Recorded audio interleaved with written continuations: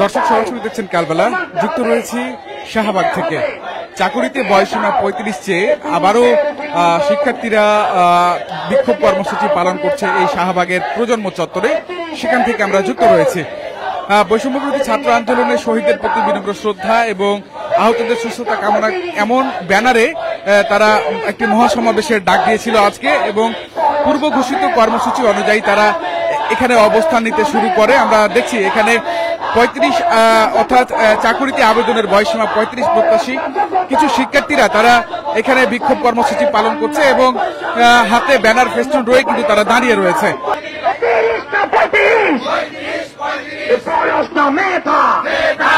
আমরা একটু কথা বলার চেষ্টা করি।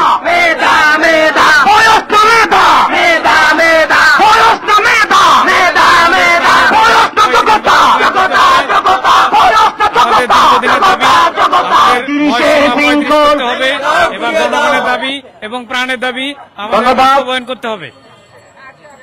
প্রিয় শিক্ষার্থী বন্ধুগণ, আমাদের মাঝে উপস্থিত হয়েছেন নাগরিক ঐক্যের আহ্বায়ক, একসময় চতুর ছাত্র নেতা মাহমুদুর রহমান মান্না ভাই। চাকরির বয়স ৩৫ করা হোক, এটাই দাবি।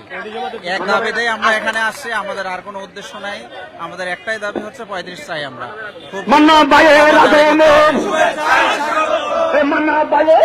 দর্শক, আমরা দেখছি নাগরিক ঐক্যের নেতা মাহমুদুর রহমান মান্না ইতিমধ্যেই কিন্তু এই ৩৫ আন্দোলনে যোগ দিয়েছেন এবং কিছুক্ষণ আগে তারা ঘোষণা দিচ্ছিলেন যে আজকে এই নাগরিক ঐক্যের নেতা মাহমুদুর রহমান মান্না তিনি এখানে আসবেন।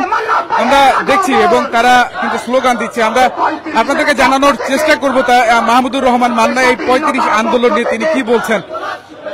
শাহবাগের পক্ষ থেকে, শিক্ষার্থীদের পক্ষ থেকে, শিক্ষার্থীদের পক্ষ থেকে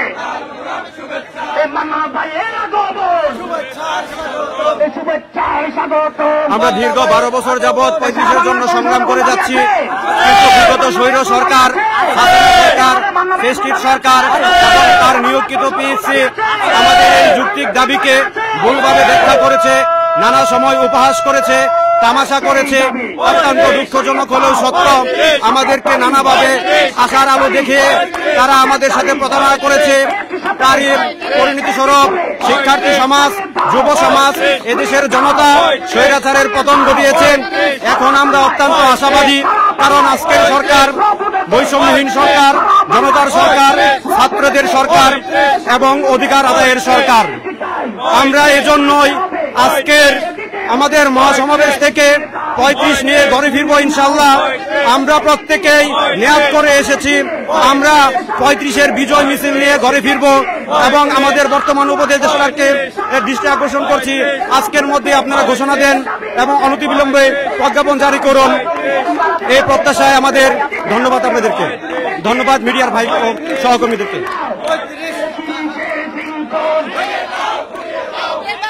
সবাইকে সামনে ব্যানারের পিছন থেকে।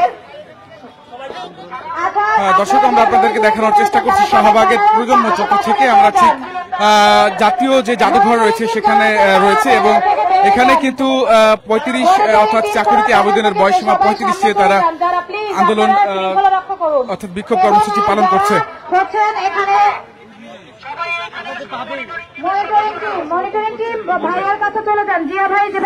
সাধারণভাবে চাকরির কোন বয়সীমায় বিশ্বাস করি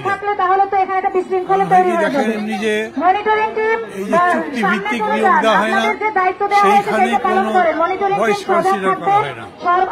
যেহেতু স্লোগানটা কোটা না মেধা, বয়স না মেধা, মেধার যোগ্যতার ভিত্তিতে হোক। আমি এখানে এসে যেটা দেখছি যে মনে হয় ৩০ আর ৩৫ একটা দ্বন্দ্ব আছে, ওসব দ্বন্দ্বের মধ্যে যাচ্ছি না। আমি মনে করি যোগ্যতা যখন থাকবে সেই সময় সে যোগ্যতা অনুসারে চাকরি পাওয়া উচিত। মূলত এই কথাটাই বলবো, দেশটা বদলাচ্ছে এখন, এই বদলে এই অ্যাটিটিউডটা যেন সবার মধ্যে থাকে। তারা কিন্তু অনেক আগ থেকে আন্দোলন করছে, আমরা দেখেছি আন্দোলন আগ থেকে আন্দোলন করছে। এখন যে আসলে অনেকে বলছেন দাবি তুলছে বিভিন্ন সরকার, নতুন সরকার আসলে তাদের এই যে দাবি আন্দোলন ফেলবে কিনা? দাবি তো আসবে, মানে এতগুলো বছর ধরে তো একটা স্বৈর শাসন ছিল যাদের কাছে পাবলিক যেতে পারতো না, কথা বলতে পারতো না। এখন মানুষ মনে করছে যে এদের কাছে তো বলা যাবে, এবং আবার অন্তর্বর্তী সরকার বলেছে মন খুলে কথা বলতে পারবেন, কথা বলার কোনো বাধা নেই। অর্থাৎ তার দাবি নিয়েও আসবে। যে আন্দোলনগুলো হয়েছে সেই প্রেক্ষিতে অন্তর্বর্তী সরকারের প্রধান উপদেষ্টাও বলেছেন যে তাদের দাবিগুলো যৌক্তিক, তবে আমরা মাত্র বসছি, এখন বসতে দেন, যারা আবার কাজ বন্ধ না হয় সেটা করতে হবে। ওই রকম বিবেচনার মধ্যে নিয়ে করতে পারলে আমি মনে করি ভালো জায়গায় যেতে পারবে। এটা করে ডিস্টার্বেন্স করবে না, রাজনৈতিক যোগ্যতায় তারা এটার সমাধান করতে পারবে আমি মনে করি।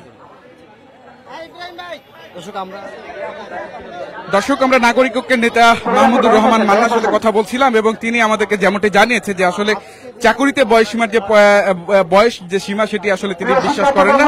যার যোগ্যতা আছে সেই যোগ্যতার ভিত্তিতে চাকরি পাবে এমনটি মেসেজ কিন্তু তিনি দিয়েছেন এবং তিনি শিক্ষার্থীদের সাথে তিনি একমত হওয়ার জন্য, ঐক্যবদ্ধ হওয়ার জন্য তিনি আজকে এখানে এসেছেন এমনটি কিন্তু তিনি জানিয়েছেন। এবং বাস্তবতা এবং দাবি বাস্তবায়নের যে গুরুত্বপূর্ণ যে দিক নির্দেশনা, এই বিষয়গুলো নিয়ে বক্তব্য রাখবেন আমাদের আরো তার কাছ থেকে একটু জানার চেষ্টা করবো সবকিছু। মান্না ভাই, আমি মাহমুদুর রহমান মান্না ভাইকে বৈষম্য বিরোধী যে 35-42 শিক্ষার্থী সমাজের পক্ষ থেকে বক্তব্য রাখার জন্য উদাত্ত আহ্বান জানাচ্ছি।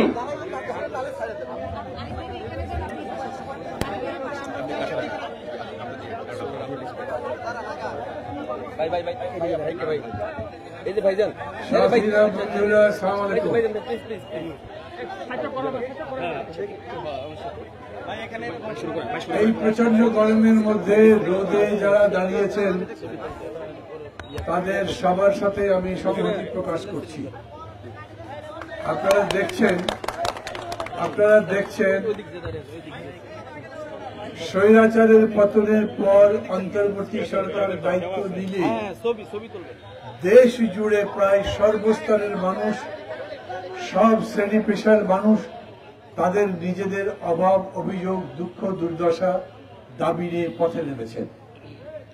কয়েকটা দিন এরকম মনে হয়েছে যে বোধহয় দেশটা অচল হয়ে যাবে যারা আন্দোলন করছে তাদের কারণে, তাদের দাবিতে।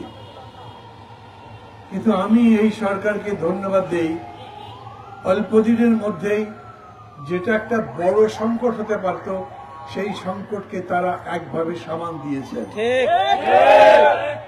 দেশটা বদলে যাচ্ছে, বদলে গেছে আমি বলবো না, হ্যাঁ বদলে গেছে। স্বৈরতন্ত্র ছিল যেখানে কথা বলা যেত না, প্রাণ ভরে শ্বাস নেওয়া যেত না, চোখে চোখে তাকিয়ে প্রফুল্ল মুখে কথা বলা যেত না, তার পরিবর্তন হয়েছে। এখন আমরা কথা বলতে পারছি, এখন নিজেদের দাবি দেওয়া, অভাব, অভিযোগ সম্পর্কে বলতে পারছি। ডক্টর ইউনূসের একটা বক্তব্য আমি সবাইকে স্মরণ করিয়ে দিতে চাই। উনি বললেন, আপনাদের দাবিগুলোর যৌক্তিকতা আমরা বুঝি, কিন্তু আমরা তো এখনো ভালো করে বসিনি, আমাদের বসতে দেন। এখনই যদি ঘেরাও করে রাখেন, কাজ করতে না দেন, তাহলে দাবিগুলো মানবই বা কিভাবে? আনসাররা যখন আন্দোলন করে শেষ পর্যন্ত সচিবালয়ের মধ্যে ঢুকে গেল, তখন উপদেষ্টা যারা যারা ছিলেন তাদের সাথে কথা বলেছেন, সবাই বলেছেন আপনাদের দাবিগুলো তো যৌক্তিক। আমি বাংলাদেশের এই রকম কর্মচারীদের কথা জানি যাদের ব্যাপারে সরকার, এর আগের সরকার প্রজ্ঞাপন দিয়েছে 10 বছর তাদের বেতন না দিলেও পারা যাবে, অর্থাৎ বেতন দিতে তারা বাধ্য নয়। আমাদের দেশে চাকরিতে কত ধরনের বিভেদ আছে, কত ধরনের বৈষম্য আছে, সেই কথা বলতে গেলেও একটা লম্বা ডিকশনারির মতো হয়ে যাবে। কত যে অস্থায়ী নিয়োগ আছে, কত যে যখন তখন একজনকে কান ধরে টেনে বের করে দেওয়া যায়, তার বিরুদ্ধে কোনো আইনি সাপোর্ট পর্যন্ত নাই, এটা অজস্র। বেতন পর্যন্ত দেবার কোনো সিস্টেম নাই। পৌর কর্মচারীদের বেতন সরাসরি কোনো সিভিল, কোনো লোকাল গভর্নমেন্ট দেয় না, সেটা দেয় লোকাল গভর্নমেন্টের কর্তা, তিনি আবার টাকা আটকে রাখেন, তারপরে যারা যারা চাকরি করে তাদের কাছ থেকে ঘুষ দেন। এই পদ্ধতি চলেছে, পুরা ব্যবস্থাটা বদলাতে হবে। এই যে এত বড় লড়াই হলো, এই লড়াইকে যদি আমরা কেবল মনে করি যে এটা সরকার বদলের লড়াই, একটা সরকার যাবে, ভোট হবে, আর একটা সরকার আসবে এবং চলতে থাকবে, না, আমরা যারা রাজনৈতিক দলগুলো এই আন্দোলন শুরু থেকে গড়ে তোলবার চেষ্টা করেছি, মানুষের অভাব অভিযোগের কথা শুনেছি, কর্মসূচি পালন করেছি, তারা বলেছি আমরা কেবল সরকার বদলের আন্দোলন করছি না, আমরা দেশ বদলের আন্দোলন করছি, আমরা প্রশাসন বদলের আন্দোলন করছি, আমরা রাষ্ট্রটা বদলে দিতে চাই। এবং এই বদল মানুষের জন্ম থেকে মানে দোলনা থেকে কবর পর্যন্ত একটা সুন্দর জীবন প্রতিটি নাগরিকের জন্য যাতে গড়ে তোলা যায় তার লড়াই করছি। এবং এই কারণেই আমি বিশেষত প্রথমত শিক্ষার্থীদের ধন্যবাদ দিই, আজকে এখানে যারা দাঁড়িয়েছেন তাদের ধন্যবাদ দিই। রাজনৈতিক দলগুলো আমরা আন্দোলন করছিলাম, অনেক ত্যাগ তিতিক্ষাও ছিল, জেল খেটেছেন, আয়নাঘরে গেছেন, নিহত হয়েছেন, মারা গেছে অনেক, কিন্তু তারপরেও শেষ লড়াইটা তারা করতে পারেনি। শেষ লড়াইয়ের জন্য যৌবন দরকার, শেষ লড়াইয়ের জন্য তারুণ্য দরকার, শেষ লড়াইয়ের জন্য স্পর্ধা দরকার। আমাদের মতো যাদের বয়স 70 পার হয়ে গেছে তারা রাস্তায় 100 গজ চলবার পরে ভালো করে দৌড়াতেই পারবো না। পুলিশ যদি তাড়া দেয় তাহলে আমাদের নেতা কর্মী সবাই মিলে নেতাকে বাঁচাবে কেমনে সেই চেষ্টা করে। কিন্তু এইবার ওই যে সুকান্তের কবিতা একটা ছিল না, সাবাস বাংলাদেশ এ পৃথিবী অবাক তাকিয়ে রয়, জ্বলে পুড়ে মরে সারখার এবং মাথানো আবার নয়। গুলি হচ্ছে কিন্তু কেউ পেছনে যাচ্ছে না, এরকম একটা কথা দেশের মধ্যে প্রচলিত আছে। শেখ হাসিনা বিদায় নেবার মুহূর্তেও তার জেল ছাড়েননি। উনি সামরিক বাহিনী প্রধানকে, বিমান বাহিনী প্রধানকে বলছিলেন চালিয়ে যাও গুলি, 20,000 লোক মেরে ফেলো, আমি ক্ষমতায় থাকতে চাই। ওরা বলেছেন এই কথাটাই গুরুত্বপূর্ণ, বলে মেরে করবো কি, একটা মারলে আর একটা দাঁড়ায়, কতগুলো মারবো, এই মেরে কিছু হবে না। এই যে সাহস তারা দেখিয়েছেন, আমি প্রথমেই মনে করি তাদের যে প্রত্যাশা আছে সেই প্রত্যাশা যে কোনো ভাবেই হোক না কেন একটা অভাব থেকে, অভিযোগ থেকে উঠে এসছে এবং সেই প্রত্যাশার প্রতি আমাদের মূল্য দেওয়া উচিত। শুধু আমি সবাইকে অনুরোধ করি, আমাদের নিজেদের দাবি দেওয়া নিয়ে নিজেদের মধ্যে বিভেদ তৈরি করবেন না। একটা অংশ এক পেশার মানুষ দাবি তুলল, আর এক পেশার মানুষ আবার তার প্রেক্ষিতে আর একটা দাবি তুলল, যাতে তাদের দুই পক্ষের মধ্যে একটা ক্ল্যাশ হয়, এই রকম দাবির মধ্যে না। দরকার লাগলে যত বেশি পারেন আলোচনা করেন। এখন দেশে কি দরকার? স্বৈরাচার যেটা কুৎসিত জঘন্য নৃশংস ছিল, যার বিরুদ্ধে লড়াই, এমনকি 4 আগস্টেও মানুষ মনে করেছে এই সরকার কি ফেলতে পারবেন, সেই সরকার চলে গেছে, যেতে বাধ্য হয়েছে। তার মানে লড়াইয়ের প্রথম পর্যায়ে আমরা পার হয়েছি, তাদের পতন হয়েছে। কিন্তু এখন যে আমরা বলি দেশ বদল করব, সমাজ বদল করব, রাষ্ট্র পরিবর্তন করব, মানুষের জীবন বদলে দেব, সেই লড়াই করতে হবে। আর সেই লড়াই করবার জন্য আমার রাজপথে গোলাগুলির মধ্যে তো লড়াই করবার দরকার নেই।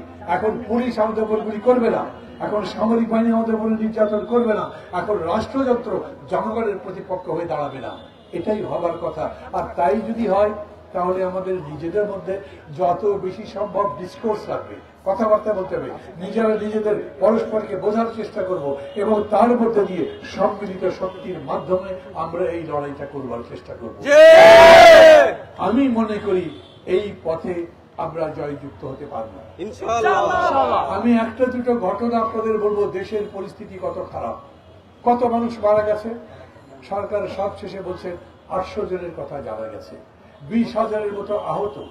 আমার বাড়ি বগুড়া, আমি বগুড়া গেছি, 11 জন মানুষ মারা গেছেন সেখানে।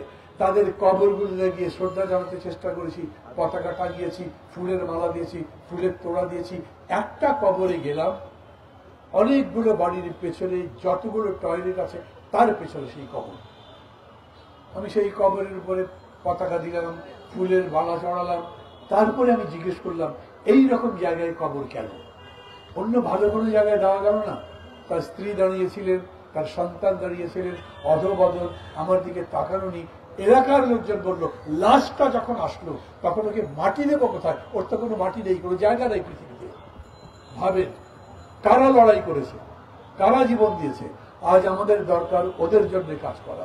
আজ আমাদের দরকার এই যে তারুণ্য সারা পৃথিবীর মধ্যে বলছে ইংরেজিতে যেটাকে বলে ডেমোক্রেটিক ডিভিডেন্ড, আমাদের তারুণ্য অনেক বেশি, তাই আমরা পরিশ্রম করবার ক্ষমতা বেশি রাখি। পৃথিবীর অনেক দেশ আছে উন্নত, কিন্তু তাদের মধ্যে প্রৌঢ়ের সংখ্যা বেশি, তারা কাজ করবার মতো যোগ্যতা রাখে না, কোনো তত বেশি মেধার চর্চা করতে পারে না। কিন্তু বাংলাদেশ সব বিবেচনায় একটা অনন্য দেশ, যেই দেশ ঘুরে দাঁড়াতে পারবে।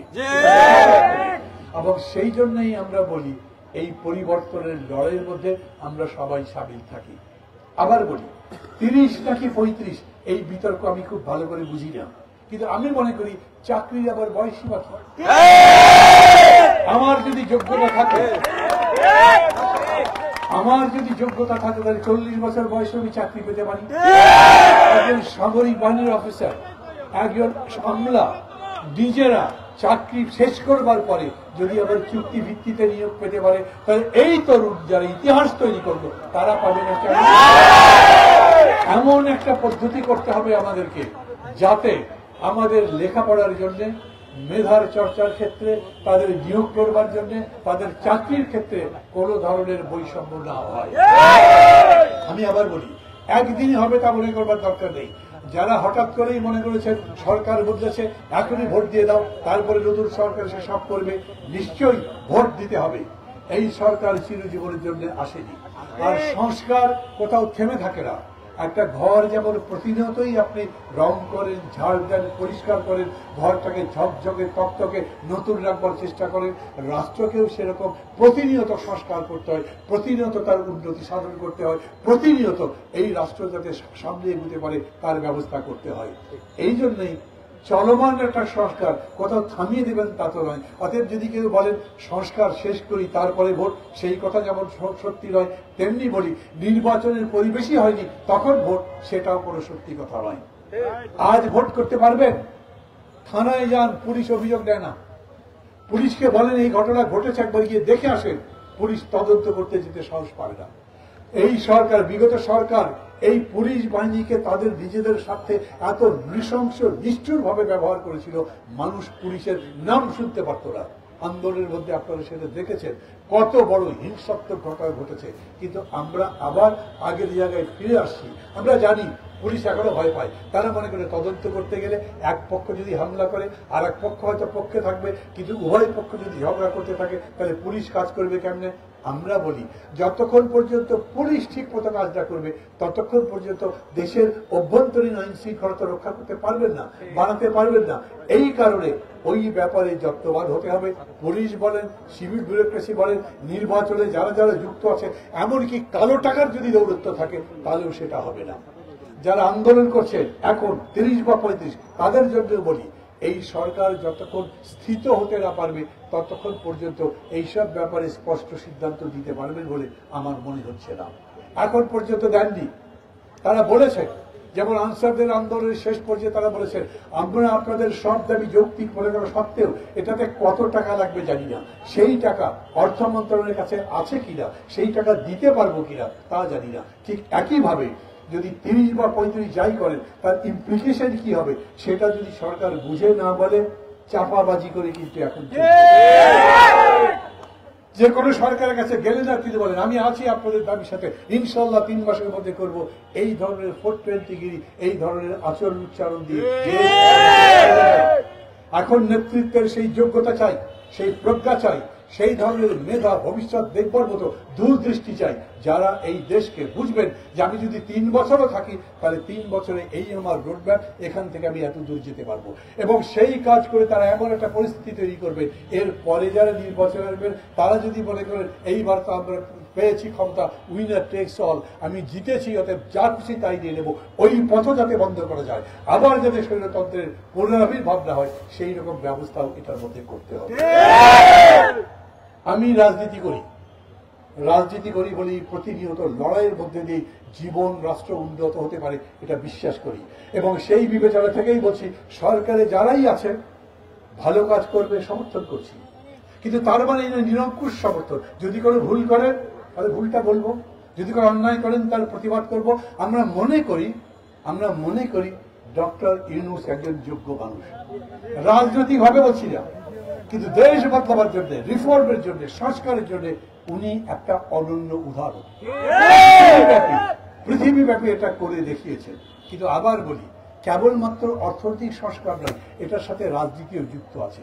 জিনিসের দাম কমাবেন, সেখানে সিন্ডিকেট, সেই সিন্ডিকেট একটা দলের লোক, ওই দলকে ম্যানেজ করবেন, তার জন্য রাজনীতি লাগবে।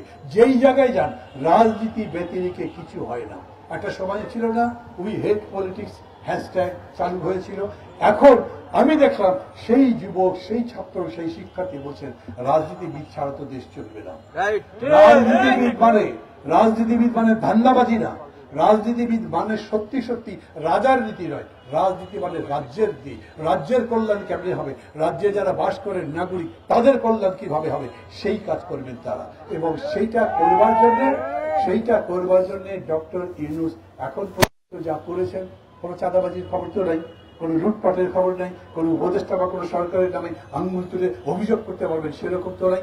আমি আশা করি যতদিন তারা ক্ষমতায় থাকবেন ততদিন পর্যন্ত মানুষ তাদের প্রতি যেন সেই আস্থা রাখে, তারা যেন সেই রকম ভাবে কাজকর্ম করতে পারে।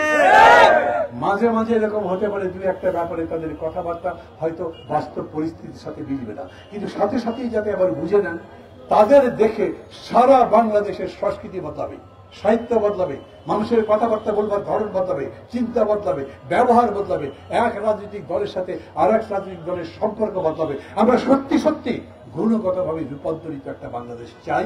তার লড়াই আমরা প্রাথমিকভাবে জিতেছি, পরেরটাতেও জিতবো, এই বিশ্বাস করি। কথা বাড়াবো না, আমি আবার বলি, এই যে রোদের মধ্যে দাঁড়িয়ে সারাদিন ধরে তারা লড়াই করেন, আমি ভাবি যদি 3 ঘন্টা রোদের মধ্যে দাঁড়াই আমি, তাহলে আমার আরো অন্তত 3 ঘন্টা রেস্ট নিতে হবে, আমার সেই বয়স হয়েছে। এখন দেশ তাদের কাছে, তাদের সাথে কথা বলুক সরকার, বলে এই ব্যাপারে একটা ভালো গ্রহণযোগ্য, সবার কাছে গ্রহণযোগ্য সমাধান করুক, এই প্রত্যাশায় আমি এবার কথা বলছি।